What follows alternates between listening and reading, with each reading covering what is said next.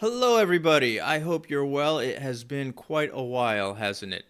I recently watched the interview between Ukraine President Zelensky and Lex Fridman with great interest, and it was particularly interesting to me because Lex Fridman, I think, reaches the same audience that I have been trying to reach as I write essays and make videos about Russian propaganda, trying to educate Westerners about how pervasive and nefarious this propaganda is. I've been at it since 2016, when I encountered absolute insanity inside of libertarian circles and libertarian publications, all the way back from 2016. So it's kind of been my mission, not my main mission, but like a thing I do since then to write about Russian propaganda. So I think Lex reaches this same audience, kind of people who are politically in the center plus a little bit right of center.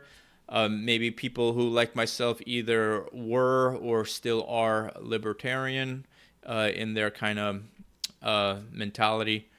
But anyway, I think President Zelensky did a fantastic job, mostly just by being patient and by letting Lex Fridman kind of just ask all the wrong questions. And President Zelensky not just like flying off the handle and losing his temper, which I might easily have done in his place, because his Lex's questions were so biased and they spoke to such a distorted worldview.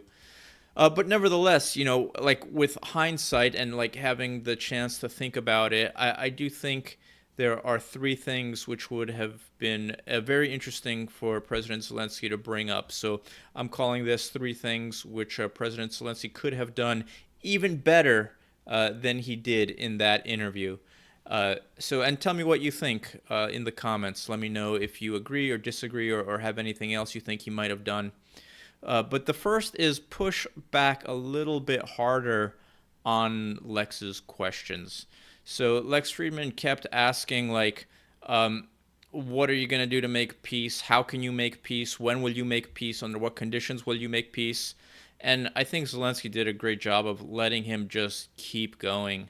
And all the commentary that has followed the interview, like, has really like put Lex under the magnifying glass. Like, are these the appropriate questions? Like, Russia openly talks about genocide of Ukraine, and that's what I would have liked Zelensky to say, like, in the end, like really calmly, in the way that he did, like, listen, Mr. Fridman or Lex, like, you've been asking me a lot about peace and a lot about, like, after the war. Do you realize that official Kremlin propaganda openly discusses genocide of Ukrainians on television? Okay, do you realize the war crimes that were committed yesterday, that are being committed today, that will be committed tomorrow? And I think in that interview he should not have gotten graphic, though he could have. Probably not right to do in that setting, but he could have said, like, torture, rape, murder, beheadings, castrations of prisoners of war. Like, it's absolutely horrific. Widespread looting. Like, he could have said that and said, like, is it appropriate to talk about what our side will do for peace, or is it more appropriate to first talk about justice? And pushed back and asked the question, like, why are these the questions that you have chosen to ask in these 3 hours? I thought that might have been nice. Number two, I think, and maybe Zelensky himself doesn't appreciate the philosophical difference between Russia and the West, but it would have been a great opportunity to start educating the West about the philosophical difference, about the world outlook, how Russia is so different from what the West not only believes, but what the West thinks is universal, what the West thinks is how everybody, sees the world. So specifically, and maybe Zelensky doesn't appreciate this because he's lived his whole life in Ukraine. He was born in the Soviet Union. I think he was from a Russian-speaking area or family. So maybe Zelensky himself doesn't see this, but he could have said, like, it would have been lovely if he said, like, look, Lex, you keep using the phrase after the war. That's a very sort of positive, Western way of seeing the world, that war is something temporary and then you move on. As somebody who lives right next to Russia, we have to first ask the question, does Russia even believe in this concept of after the war? Russia has a very paranoid worldview, and they just view sort of the time the shooting stops is the time to get ready for the next war.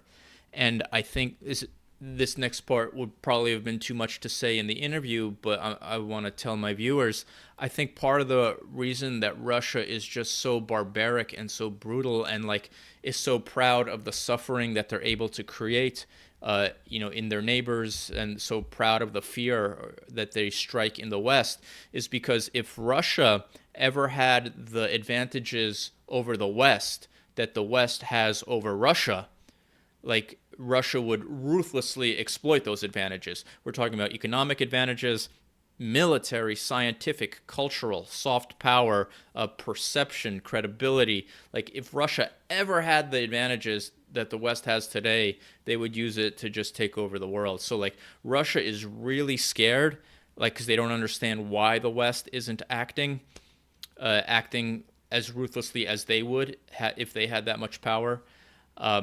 And that's what leads Russia to sort of prioritize like terror. They prioritize making people afraid of them because they think they're about to be annihilated, when in reality, all of Russia's neighbors don't want to annihilate them. Well, I guess some do now, but they just want nothing to do with them ever. They want to put up a big wall or a big moat or whatever else. Anyway, that's a bit of a tangent, but I think the part that Zelensky may have benefited from and promoted Ukraine's cause even more than he did is by just pointing out this difference. We need to see some proof that Russia believes in this concept of after the war, because he could have talked about, and this was a great chance to bring up that there's an interview right after Russia seized or annexed 20% of the country of Georgia's territory, like right after it, 2008 or 9. Putin did an interview, and Putin really shut down a journalist who asked him what the next target is and if Crimea is the next target. This is 2009, and Putin said there was no target. We interfered in an ethnic conflict in Georgia. There is no such ethnic conflict in Ukraine. The borders of Ukraine, including Crimea, are absolutely settled. It's a short video on my YouTube channel. I'll link to it in the description. So like Zelensky could have said, like, look, Putin has like guaranteed Ukraine's borders before. We need some evidence that this is a country that believes in treaties and believes in the concept of after the war, because it doesn't seem like that to us. It seems like Russia always sees itself at war, and that's why we're asking for deterrence. Number 3, he could have a little bit, in my opinion, could have a little bit more strongly highlighted what Ukraine is fighting for. That Ukraine is fighting for freedom. So there was a beautiful moment when he could have done this, and it was when Lex asked him about language, about should we speak Russian? Will Ukrainians be okay marrying Russians? Oh, such inappropriate questions to be asking right now. Will Ukrainians be okay marrying Russians and speaking Russian? And Zelensky could have said, first of all, like, Ukrainians will decide themselves what language to speak, because the Ukrainians will be free people. It is our destiny to have liberty. And then he should have added the thing that he basically said in the interview.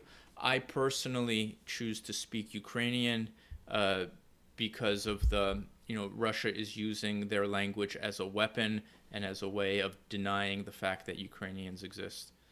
So he could have underlined that Ukraine is fighting for freedom. Oh, and I would have loved to have heard Zelensky say something like that when he spoke to Congress in the U.S.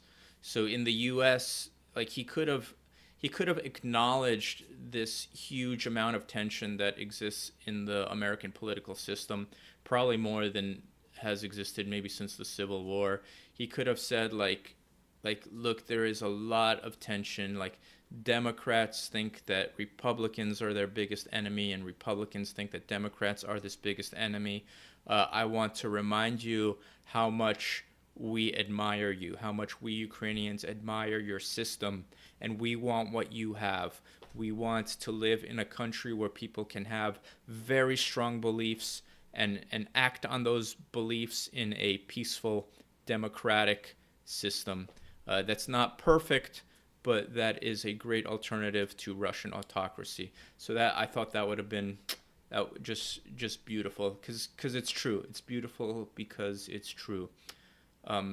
As Keats the poet said, beauty is truth and truth is beauty.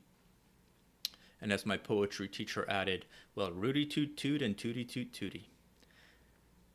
Quick channel update.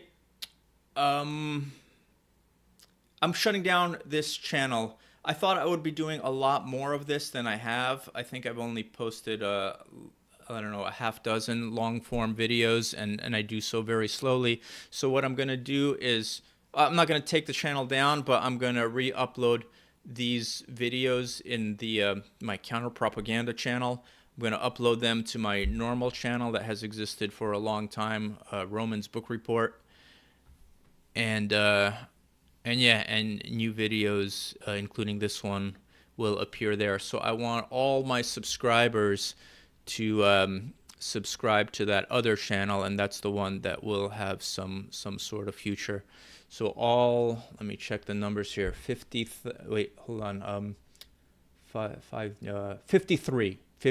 Okay, so all 53 of you subscribers, please sign up to my other channel.